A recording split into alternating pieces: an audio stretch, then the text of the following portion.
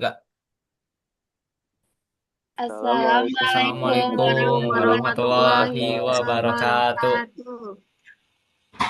Eh, Kami dari kelompok 9 spektrofotometri. Di sini kami akan membahas terkait HGAS.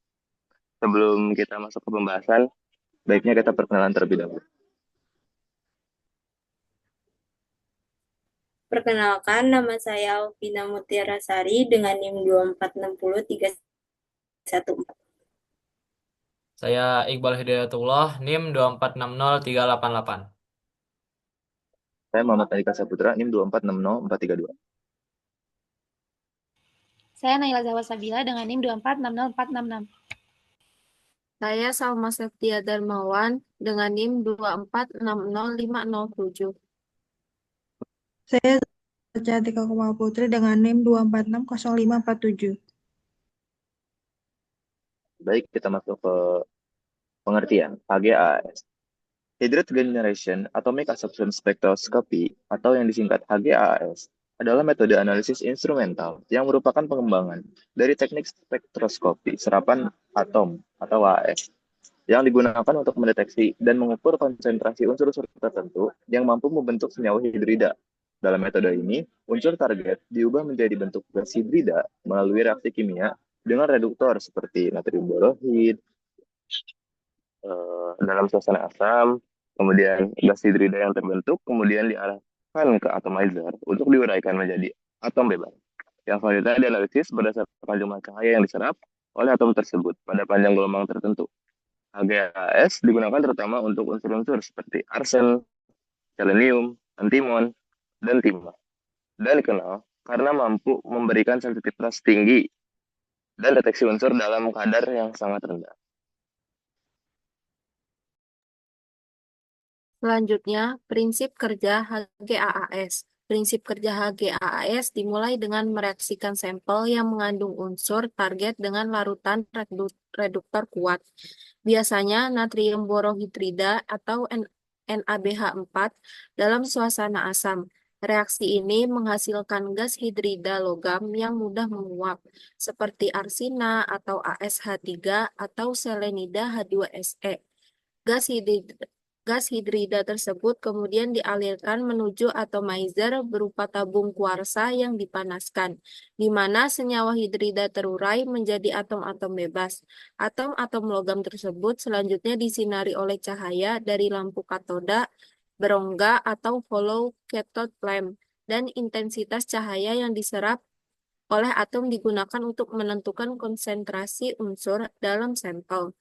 Teknik HGAS sangat bermanfaat karena meningkatkan sensitivitas dan selektivitas analisis untuk unsur-unsur yang mampu membentuk gas hidrida.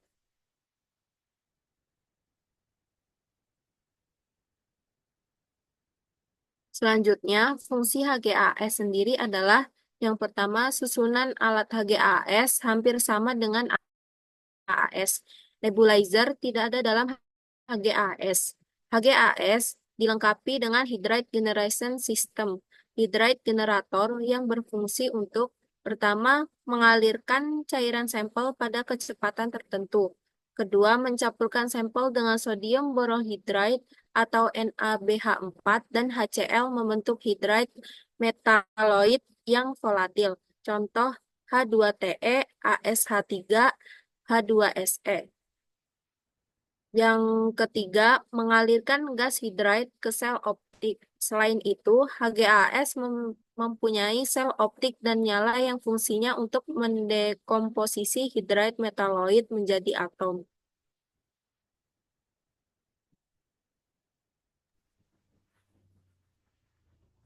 Selanjutnya ada komponen HGAAS. HGAAS terdiri dari yang pertama itu ada reagen pembentuk hidrid, tempat terjadinya reaksi antara sampel dan reagen untuk membentuk hidrida volatil. Yang kedua, pompa peristaltik mengalirkan reagen dan sampel ke sistem reaksi. Yang ketiga, ada koil reaksi, tempat bercampurnya reagen dan sampel menghasilkan gas hidrida. Lalu yang keempat itu optical cell. tempat gas hidrida dibakar dalam nyala udara atau asetilen. Yang kelima, separator gas cair. Memisahkan gas hidrida dari fase cair menjadi gas dialirkan ke optical cell. Yang keenam, ada burner head dan flame nyala api. Membakar gas hidrida menjadi atom bebas terbentuk untuk dianalisis. Yang ketujuh ada sampel. Sampel terdiri dari blanko standar 1, 2, dan 3, dan sampel uji.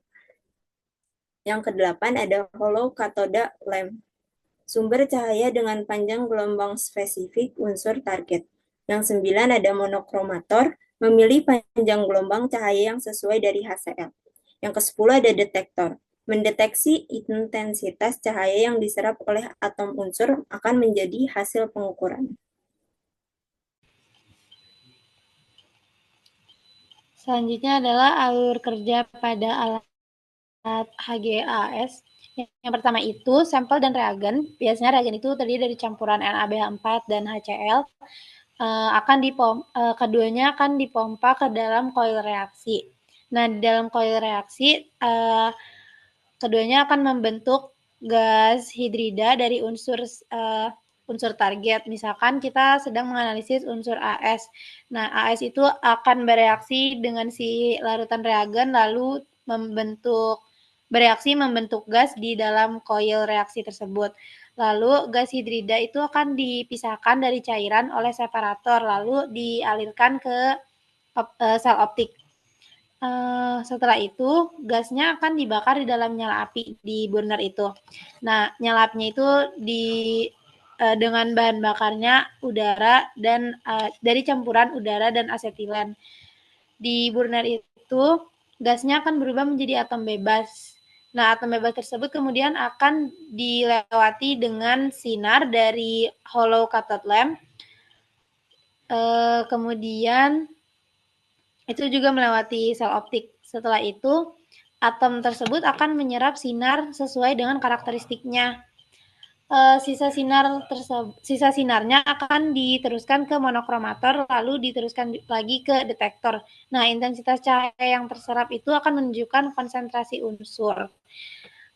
Intensitas cahaya yang terserap itu diukur dengan cara mengurangi intensitas cahaya awal dengan intensitas cahaya sisa yang masuk ke detektor. Setelah itu akan dianalisis oleh sistem dan dibaca sebagai konsentrasi dari unsur yang sedang kita analis.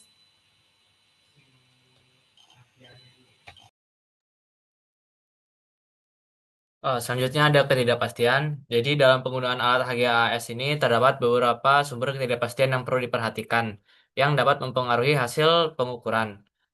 Di antaranya yang pertama ada ketidakpastian pada sampel. Yang dalam ketidakpastian pada sampel ini ada dalam cara pengambilan sampel. Jadi perbedaan teknik pengambilan sampel dapat menyebabkan ketidakkonsistenan dari hasil konsentrasinya. Lalu ada volume atau massa yang diambil, ketidakakuratan hasil penimbangan dalam sampel itu juga dapat mempengaruhi hasil akurasinya. Lalu yang terakhir ada homogenitas.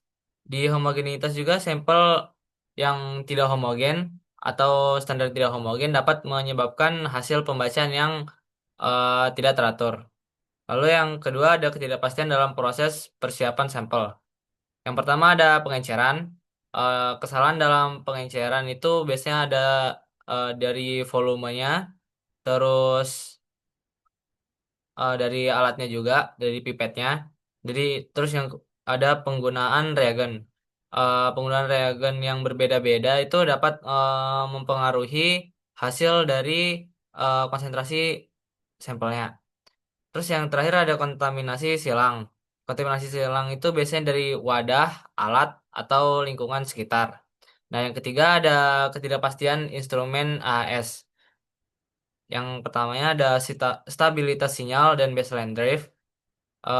Fluktuasi sinyal detektor atau baseline yang mempengaruhi keakuratan. Terus ada kebersihan dan kondisi atomizer, cold vapor, AS, cold vapor atau furnace. Penggunaan cold vapor yang sensitif ini dalam kondisi buruk, dalam kondisi kotor dapat mempengaruhi hasil pengukuran. Terus ada yang ketiga, kalibrasi instrumen. Kesalahan dalam pembuatan kurva kalibrasi atau perbedaan antar standar itu dapat mempengaruhi hasil akhir pengukuran. Lalu yang selanjutnya ada sensitivitas detektor. Perbedaan sensitivitas dari detektor dapat mempengaruhi hasil akhir juga. Interferensi spektral. Jadi AS ini walaupun cukup selektif, tapi interferensi dari matriksnya juga tetap dapat terjadi. Lanjut. Selanjutnya ada ketidakpastian kurva kalibrasi pembuatan larutan standar. Jadi kesalahan dalam pengenceran atau perhitungan standar itu dapat mempengaruhi pengukuran hasil perhitungan yang kita dapat. Lalu ada linearitas kurva. Jika kurva tidak linear, maka interpolasi bisa menyesatkan atau hasil pengukurannya itu tidak sesuai. Lalu yang terakhir ada regresi linear. Ada ketidakpastian dari slope dan intercept yang bisa dihitung secara statistik. Yang kelima, perhitungan dan pelaporan. Perhitungan konsentrasi dan pembulatan dan pelaporan. Dalam penghitungan konsentrasi, ada kesalahan dari seperti pengenceran, faktor kalibrasi, dan volume akhir. Jadi dalam perhitungan konsentrasi ini ada perhitungan dari volume alatnya, lalu dari kayak BM airnya. Terus untuk yang pembulatan dan pelaporan itu angka signifikan, angka pentingnya itu pembulatannya harus sesuai. Kalau pembulatan yang tidak sesuai itu bisa mempengaruhi hasil pengukuran akhirnya.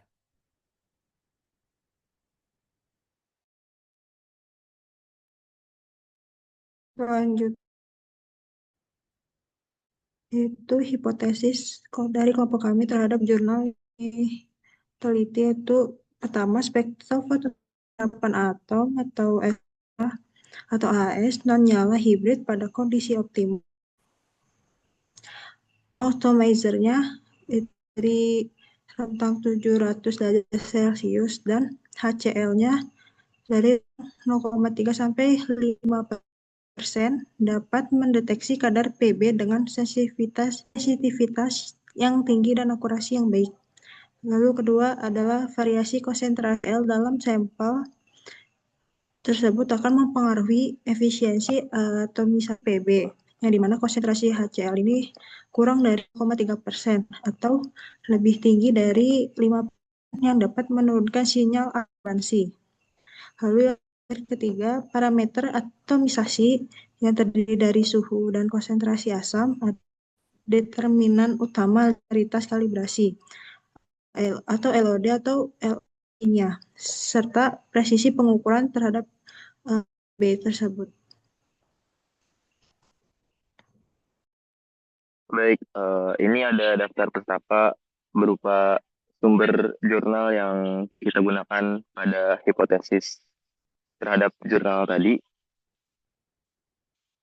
Kemudian mungkin dicukupkan saja dari kelompok kami. Mohon maaf apabila ada salah kata dan masih banyak yang kurang. Wassalamualaikum warahmatullahi Warahmatullahi wabarakatuh. wabarakatuh.